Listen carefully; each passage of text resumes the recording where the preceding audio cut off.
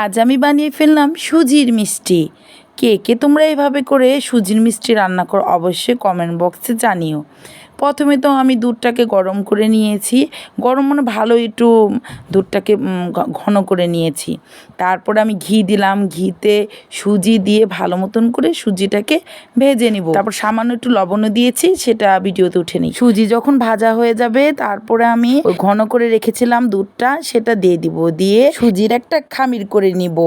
এই যে এখন আমি করে নিচ্ছি, করে এটাকে নামিয়ে ঠান্ডা করে নিব, না হলে তো আমি এটাকে সাজে বসাতে পারবো না। গরম গরম সাজ দিয়ে যেহেতু করবো, ইচ্ছা করলে তোমরা হাতেও ফুল করে নিতে পারো। আমার কাছে সাজ ছিল, ওই সাজটা দিয়ে আমি সুন্দর করে ডিজাইন করে নিয়েছি। তারপরে আমি প্রত্যেকটা আস্তে আস্তে, এটা কিন্তু আমি ঠান্ডা করে নিয়েছি, ঠান্ডা করে তারপরে আমি এই যে আস্তে আস্তে প্রত্যেকটা এই যে এভাবে ডিজাইন করে নিলাম। প্রত্যেকটা অনেক সুন্দর সুন্দর ডিজাইন করতে পারবা তোমরা সাজ দিয়ে।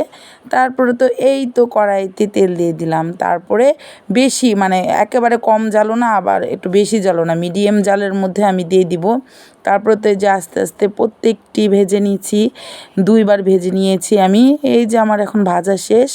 তারপরে আমি আবার আরেকটা অন্য একটা কড়াই বসাবো, কড়াই বসিয়ে সেখানে আমি চিনি পরিমাণ মতন দিয়ে দিয়েছিলাম, 1 কাপ চিনি আর 1 কাপ জল দিয়ে দিয়েছিলাম। দিয়ে ওটার মধ্যে এলাচ দিয়ে দিলাম একটু গন্ধ হওয়ার জন্য, যাতে সুন্দর গন্ধ হয়। তারপরে এটা দিয়ে আমি একটা উতাল পানি নিয়েছি শিরাটাকে। তারপরে তো এই তো আমার হয়ে গিয়েছে, বেশিক্ষণ আর নাই। তারপরে হয়ে নামার পরে আমি আর ভিডিও করতে মনে নেই, মানে পরিবেশনের ভিডিওটা আমি করিনি। আমি এই যে এরকম করে তোমাদেরকে দেখিয়ে দিলাম, যে মজা হয়েছিল। তোমরা কে কে এভাবে সুজির মিষ্টি করে খাও? আমাদের কাছে তো সেই লাগে।